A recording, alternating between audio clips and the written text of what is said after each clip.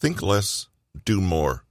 Create an action bias, stop overthinking, and learn how to actually change your life. Written by Peter Hollins, narrated by Russell Newton. In the quest for a more organized, more productive, and more fulfilling life, there's certainly no shortage of advice out there. But there is one key feature that separates those strategies that work from those that never do: action.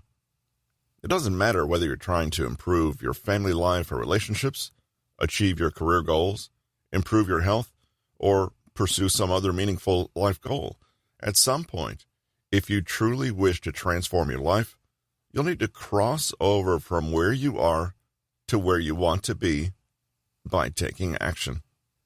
In the chapters that follow, we'll explore what it really takes to perform in the top 1% of people and to achieve your dreams.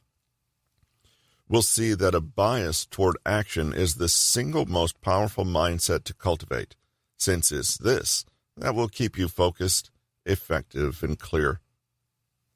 There are many myths that may be holding you back. For example, the belief that you need to strive for excellence at all times. You need to constantly find ways to motivate yourself. To be like super successful people, you need to learn to banish fear and be completely confident. But what if you knew that none of this was required for genuinely transforming your life?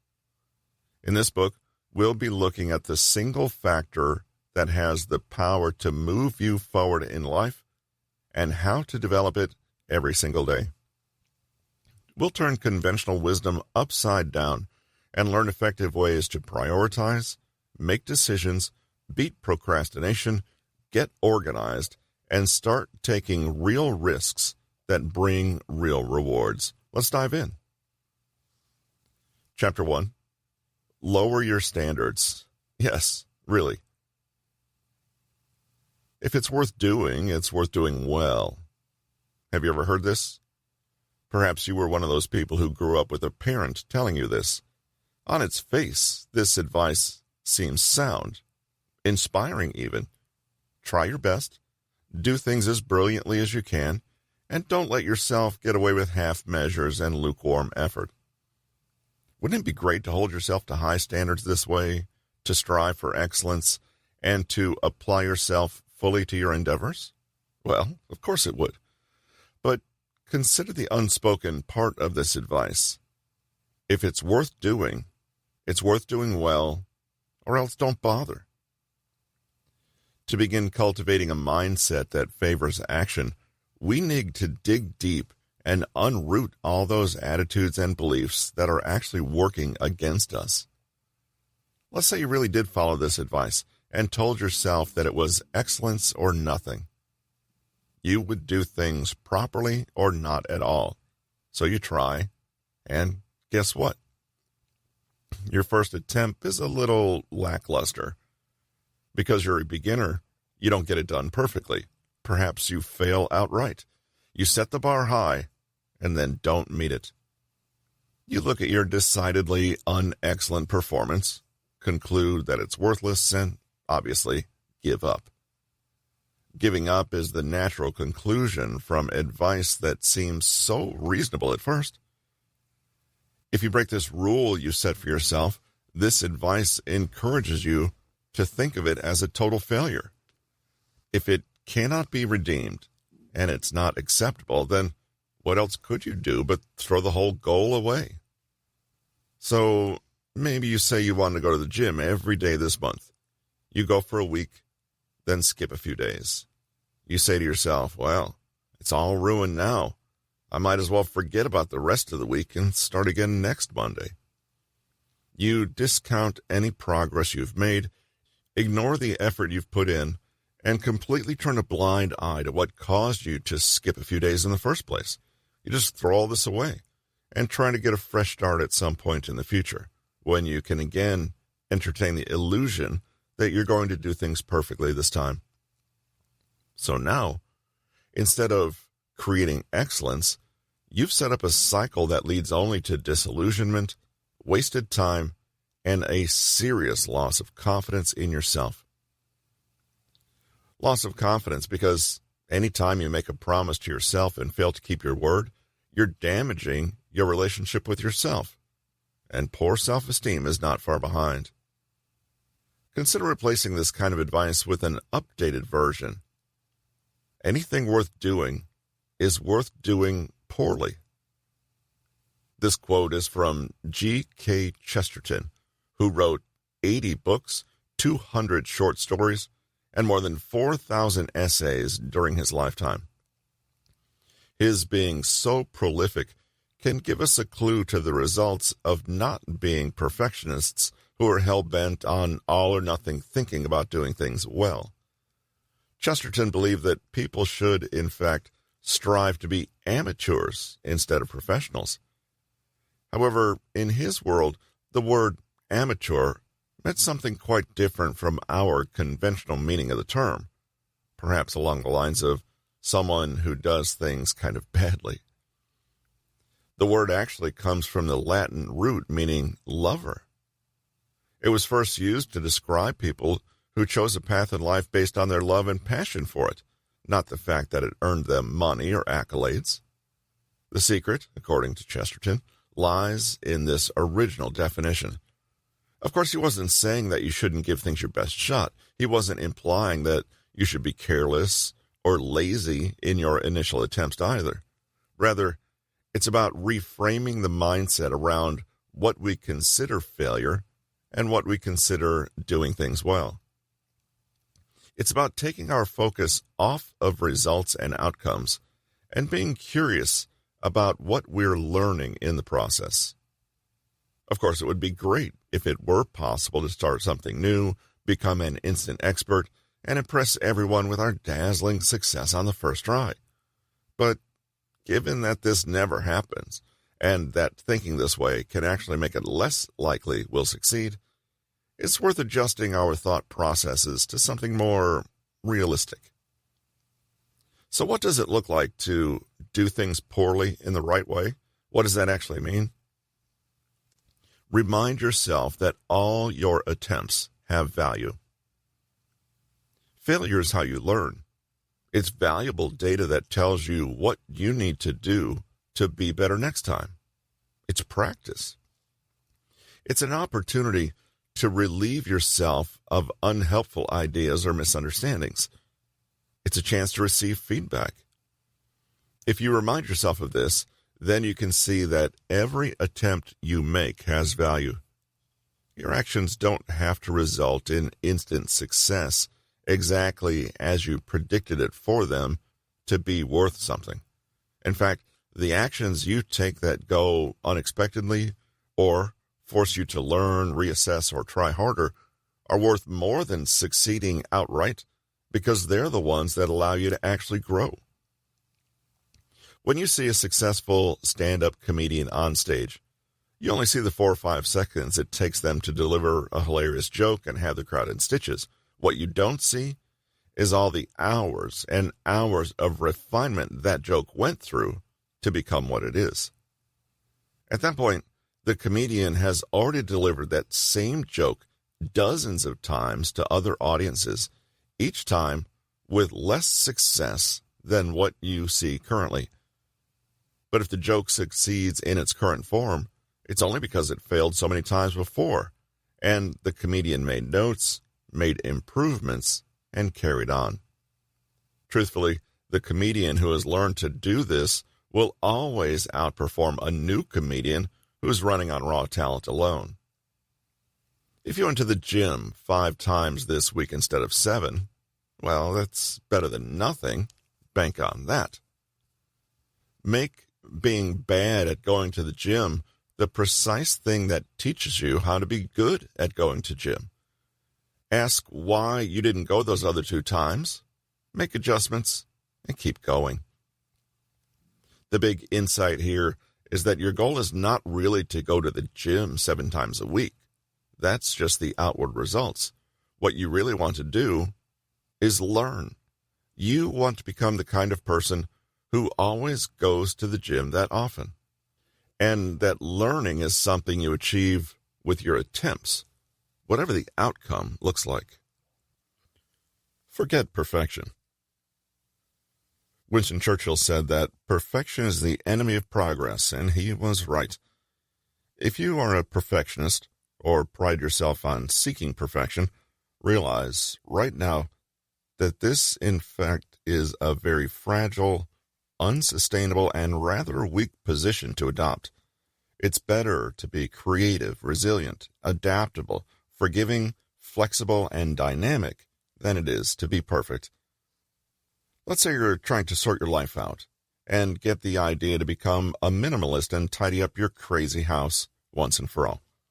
You have a mission in your mind, pristine, white, and perfect, with not so much as a hair out of place. You feel all zen while imagining this scene, but you open your eyes and look at what your house really looks like. And even though you've made good headway and done a lot to clean and declutter, all you can see is how far you are from that vision of perfection. To hell with it, you think, and let it all run to chaos again. The trouble wasn't that your house was too dirty. It was that your vision for what it could or ought to be was too perfect. If you had a little tolerance for being in process, you might have been able to say to yourself, look, obviously, my house is not going to look like a museum overnight, but I've done good work tidying things up today, and that's something to be proud of. The irony is that the person who can longest tolerate imperfection is more likely to actually achieve perfection at some point. Focus on process, not outcome. You might announce, I'm going to lose 50 pounds and be skinny and beautiful. But this goal is only the very final stage of a long, long process. It's like the last step of the marathon that takes you over the finish line. It's undoubtedly the most exciting step, but the race itself is not achieved by that single step, but by all the thousands that came before it. If you have your eyes fixed only on that glamorous and triumphant final step, you're ignoring the bulk of what it actually means to develop and attain something great. In other words, all those thousands of boring steps that are taken without much fanfare, with nobody cheering you on, with no major prize or feeling of achievement, that's where your success actually lies. So if you desire that moment when you stand on the scale and realize you've lost 50 pounds, you need to realize that it only happens after you do the boring and difficult work of losing 1 pound 50 times. Ounce by ounce, choice by choice, you creep closer. In a way, the final step is the easiest, so instead, focus on what matters, i.e., how you'll get there, not how nice it will be once you've already arrived. Say, I'm going to walk for 30 minutes every single day, or I'm going to stop snacking after dinner. By making habit, behavior, and action the focus, you get to work making the outcome possible.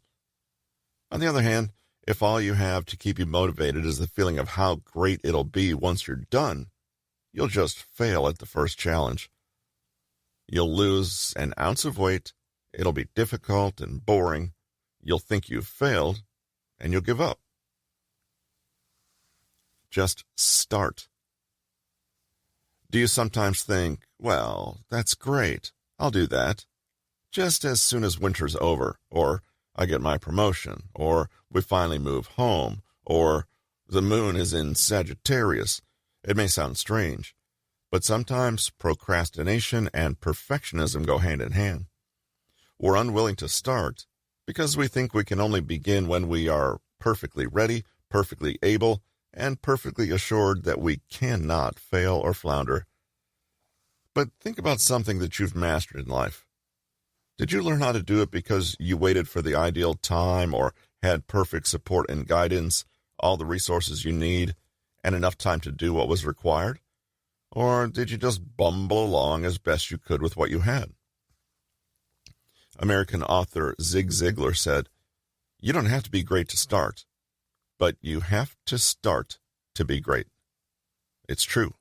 Beginnings can be awkward, a little embarrassing and confusing, But every person who is an expert today began in their field with that same awkwardness and confusion. So, if there's an unavoidable stage where you must be a newbie, then why not jump in and get it over and done with as soon as possible? The trick with this is that sometimes taking the first step is the hardest one you'll ever take. But once you do, the next step is much, much easier, and the next, even easier than that. Just begin. You can think about everything else you have to do later. Just take the first step, and when that's done, you can take the next one. But in the very beginning, you don't even have to worry about the next one. Just focus on the one that's right in front of you. Be on the lookout for procrastination that's disguised as something else. For example, you might need to make an overdue change and take a leap into the unknown, but you dawdle with research and planning for that next step. You tell yourself you're waiting for the right moment. But in life, nothing is ever truly risk-free or perfectly easy, so you'll be waiting for a long time. Put away the research, stop thinking or talking or writing about it, and just do it. Even if you fail outright, you're actually farther along the path of progress than if you had continued to procrastinate. Even better, your action creates a certain momentum, and you've given yourself a tiny confidence boost. Go with what works. You told yourself you would go to the gym every day, but then you woke up one morning and felt a bit tired, and the morning after that you came down with a full-blown flu, complete with fever and rattling cough. You can't go to the gym now, period. But you can still take a gentle walk around the block. You can do some lightweight cleaning around the house and find time for some quiet yoga in your living room. Is this the same as going to the gym? Not even close. Have you reached your goal of 30 consecutive gym days? Nope. But is it the end of the world? Absolutely not. In the real world, things happen. Our expectations go unmet, accidents happen, and things don't pan out as we wanted them to. But this isn't a problem if we have the right mindset. There's no point beating yourself up for those things that are genuinely not within your control. So find a way to work around these limitations, adjust your plans, be flexible, and let all the rest go. If you can't go to the gym, ask what small amount of exercise you can do, if anything. If you can't sit down for 2 hours and write a chapter for your book, then just try 15 minutes and write as much as you can. If you've gone and bought a giant chocolate cake when you promised yourself you'd make better food choices, then just have one slice, not 7. One good piece of advice is to not turn a small disaster into a big one. If you've eaten 2 slices of chocolate cake, okay, fine, it's done. Don't make it 3. If you have the flu for a week and can't go to the gym, that's not a problem. But don't let that week turn into 6 months. In his book, Feeling Good, David D. Burns asks an interesting question. What comes first, motivation or action? Conventional wisdom tells us that we need motivation in order to act. After all, isn't this why motivational speakers exist? We think, perhaps unconsciously, that we need to find enough inspiration and energy before we can be roused into action. If we don't feel inspired or energetic, we usually don't act. But Dr. Burns claims that this kind of thinking is actually backward and that it's really that action creates motivation. Action makes you feel motivated, which in turn makes you want to do more. Have you ever felt like you were in the zone? Most likely you were enjoying the sensation of building up the momentum of motivation and inspiration. Perhaps we can blame a self-help culture that relentlessly insists that we bring passion and drive to everything we do. We talk about dreams and desire and having enthusiasm for our life purpose. Consequently, when we inevitably feel a bit lackluster about what we're doing, we may conclude that something is wrong. Maybe this isn't our life's calling after all, or maybe the time isn't right. Even worse, maybe it's our cue to sit back and start blaming people or situations for not somehow providing us with enough incentive. We can make a kind of unconscious deal with ourselves that goes a little something like this. I'll act to improve my life, but not yet. First, I'm going to wait till it's really bad. The motivational speakers tell us, you gotta want it really badly. And because we don't really feel that way, we shrug our shoulders and put off taking action till later, when maybe we'll feel more fired up. The trouble is that the more you don't act, the easier it is to continue not acting. The opposite of momentum here is inertia, the tendency to keep on doing nothing. Whatever you were fearful about gradually starts to seem more and more scary as time goes on. Whatever laziness you felt initially seems to have really cemented itself. Any doubts or ambivalence seem to have embedded themselves as foregone conclusion. It's another self-fulfilling prophecy. The longer you wait to act, the harder it is to act. You might even miss opportunities or let the moment go stale as you delay and procrastinate. The alternative is to not sit around and wait for some magical set of external conditions that finally means you're permitted to act. The alternative is not to make your action dependent on any external criteria at all, especially not some flimsy and transient feeling of inspiration. Think of inspiration as something nice, but very temporary. It's like a bright spark that gets a fire going, but it only lasts for a few seconds before disappearing. If you want to maintain and build that fire after the spark has started it, you'll need something else. Hard work. If you're feeling uninspired, unmotivated, and lacking energy, the solution is a little counterintuitive. Do something.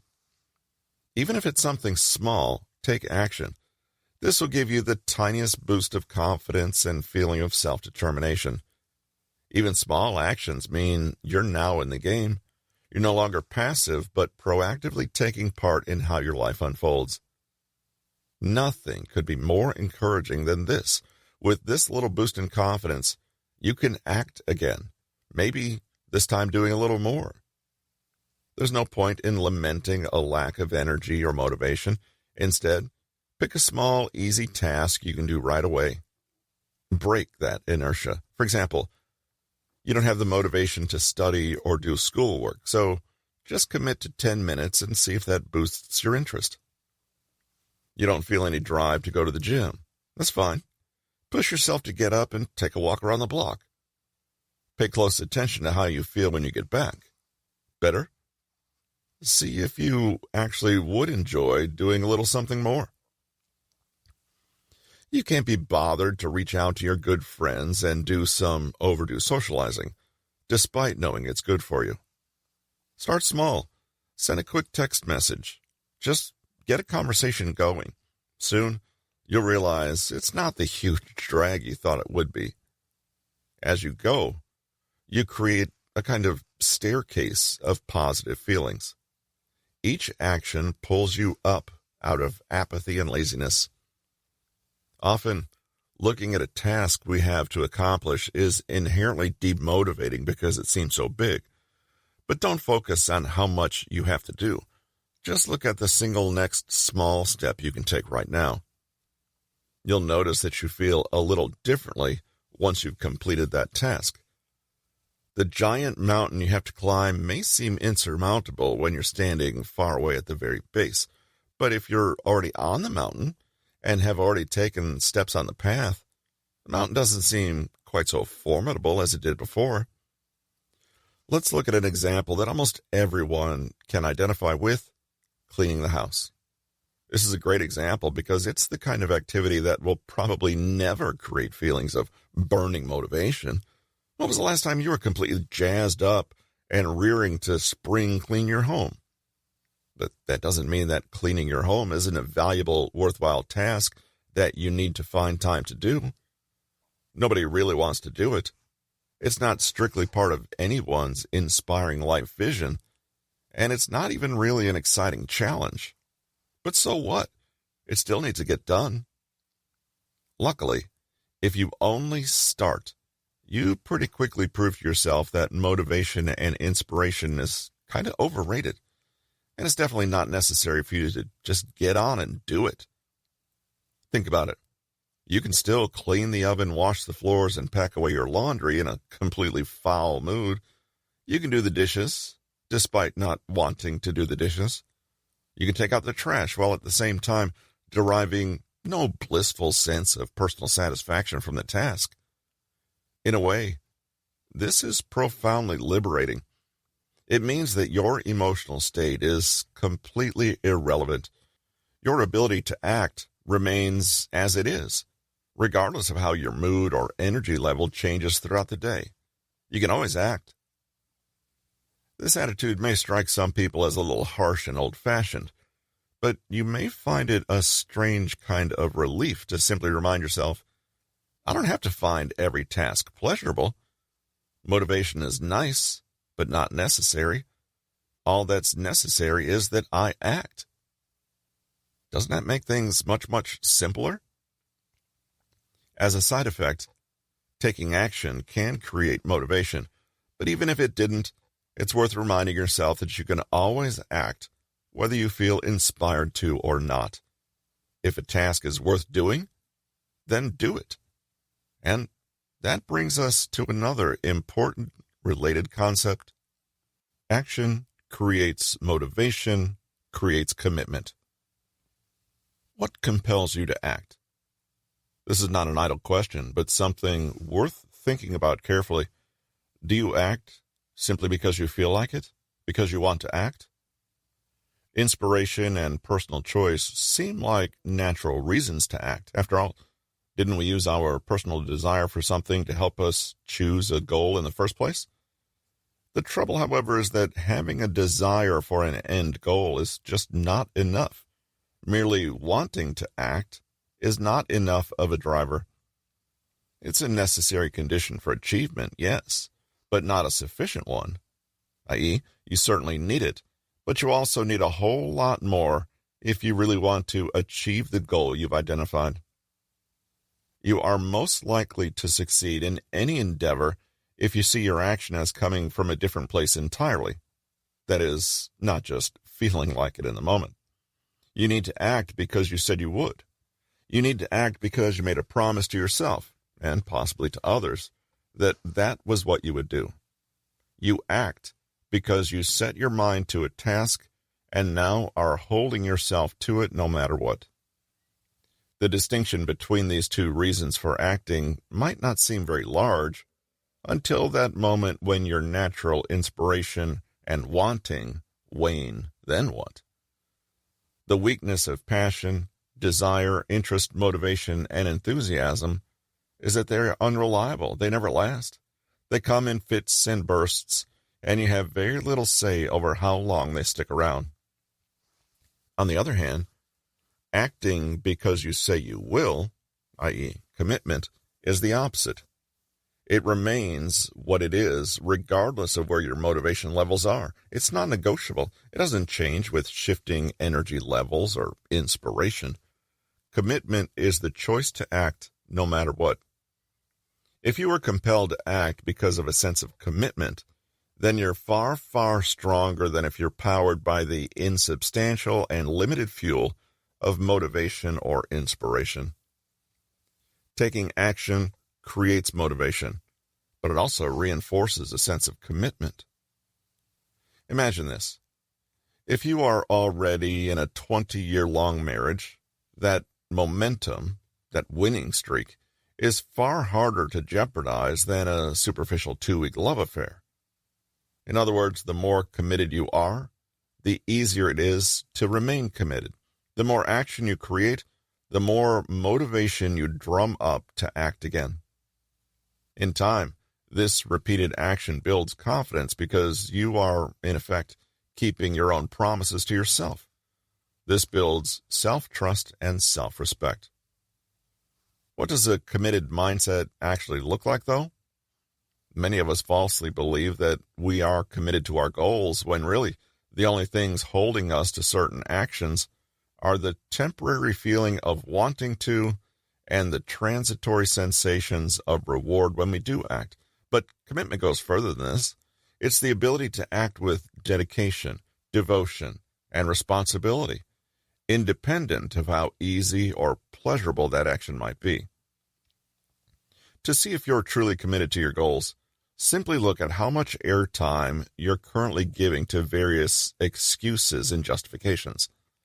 Let's say you've decided on the goal to lose weight and get in better shape. Look closely at any of these reasons you can't act, and you'll see just how firm your resolve and commitment really is.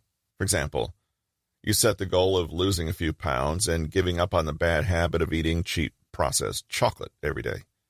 Your initial enthusiasm is okay for a few days, and you successfully avoid the temptation to munch on candy bars. But then, after around a week or so, your resolve flags a little, and you cave in and binge on a small mountain of chocolate. You explain this behavior to yourself like this: "It's not such a big deal. I've been really good for ages. I deserve a little treat. I wouldn't want to become one of those boring, militant people who go on and on about healthy eating. I mean, what if I give myself an eating disorder? But they were on a 2-for-1 special. I couldn't pass up such a good deal. Chocolate isn't really that bad for you. It's a bit of a myth. After all, cocoa contains plant phenols, and this Snickers bar is rich in peanuts, so it's actually a high-protein snack." When you notice yourself coming up with reasons like this, try to replace them in your mind with what you're actually saying. My promises to myself are not worth keeping, and my word means nothing. The reasons are just a million different red herrings. They're nothing more than a distraction. This may seem harsh, but it may reframe your choices and remind you of what is genuinely at stake when you fail to follow through on commitments you assign yourself. To return to the marriage example, nobody makes marriage vows that say, "I promise to be faithful and loving to you until I don't feel like it anymore." Present divorce statistics notwithstanding, the whole point of a marriage vow is that you mean it. You keep your vow because you made it. You don't keep it because you weren't sufficiently tempted to break it. You don't keep it because it's easy and convenient in the moment to do so. You keep it because that is what you determined to do. Making a marriage vow with caveats is no different from saying, "I promise to myself not to eat cheap, nasty chocolate every day until I don't feel like it anymore." Commitment is about detaching your action from any external fleeting conditions and making it a promise. Imagine this promise is so rock solid, so firm and unmovable that you never even considered not following through with it. That's how solid your resolve needs to be if it hopes to withstand everything that would threaten to erode it. You might ride the wave of initial enthusiasms for a while, and you might succeed in avoiding chocolate simply because none was offered to you and you weren't exposed to it. You might keep your promise very well while it's convenient, but avoiding chocolate is a bit like marriage. It's not always easy. You need to make goals and commit yourself to them in sickness and in health, for richer and poorer. In other words, you need to adopt the mindset that whatever happens in life is simply irrelevant and has zero impact on how you ultimately act. So you hear all the very many excuses and justifications, and you think to yourself, "So what?"